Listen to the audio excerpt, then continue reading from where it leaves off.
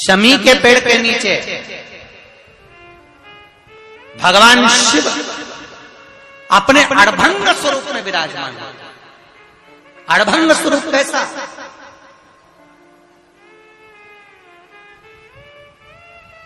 हम क्यों कहते हैं कि आप लोगों को भी पहले कहा, शमी का जो पत्ता होता है, देखा है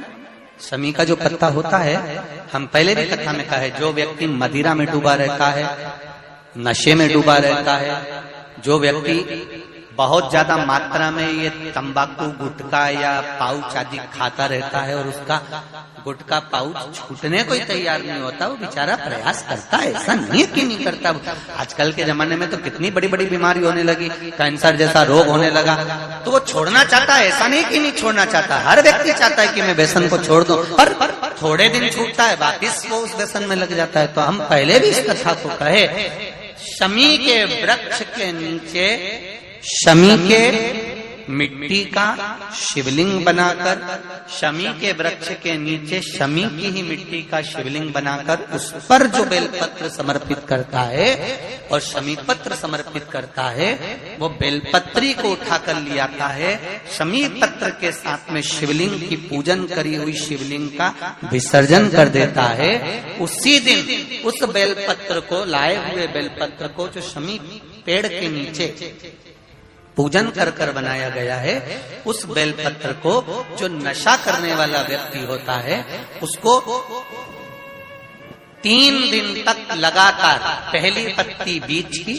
दूसरी पत्ती राइट की, तीसरी पत्ती लेफ्ट की, जो एक एक कर कर 3 दिन तक खिला देता है, 3 या 4 बार अगर प्रयोग कर लिया तो ये निश्चित है दूसरी बार वो नशे में धुत नहीं होगा, ये निश्चित।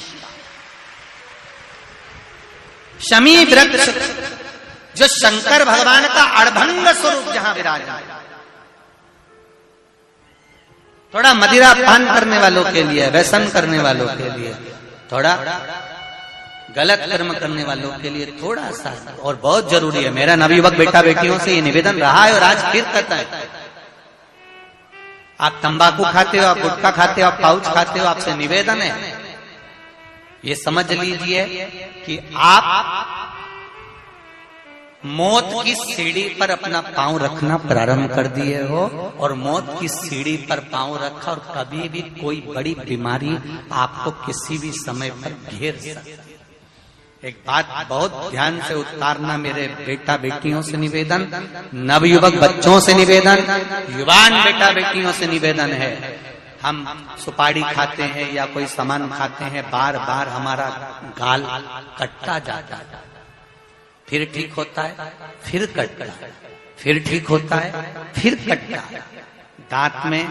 जबड़े पर और गाल में झार झार सी पड़ने लगती है। धीरे धीरे धीरे धीरे 10 साल, 15 साल, 20 साल, 30 साल बाद वहां फिर घाव उत्पन्न होने लगता है। अच्छा, कई लोग कहते हैं कि पुराने लोग भी तो खाते थे, तो पुराने लोग ये तंबाकू या गुटखा नहीं खाते थे, पुराने लोग पान खाते थे, बीड़ा खाते थे। पान में चूना लगता था, कत्था लगता था और पान में एक तंतु होता है बीच का, वो तंतु एक ऐसा होता है जो अंदर बीमारी को पनपने नहीं देता। इसलिए जो बुजुर्ग लोग जो पान खाने वाले होते हैं, केवल जो पान का सेवन करते हैं, उनको कभी ये बड़ी बीमारी का रोग सताता नहीं है। और जो ये नया नया पाउच आता है जिसपे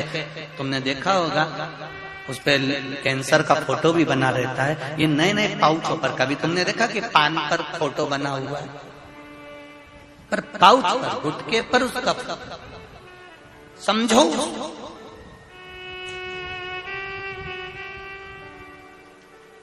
तो कौन से वृक्ष के नीचे पूजन करना है? जम के बोलिए जरा, जम के बोलो जरा, शमी वृक्ष के नीचे। रायपुर वालों को जो कथा मिली है, बड़े ध्यान से सुनना ये कथा, बड़े आनंद के साथ मिली। और जितने लोग आस्था चैनल पर सुन रहे हैं, जितने फेसबुक पर सुन रहे हैं, और यहाँ लाखों की संख्या में लोग बैठे होंगे, कई लोग तो अपनी अपनी टीन के ऊपर, छत के ऊपर चढ़ के बैठे हैं, कोई ट्रैक्टर पर, कोई गाड़ियों पर, कोई खंभों पर चढ़ के बैठे हुए। ध्यान से, बड़े प्रेम से सुन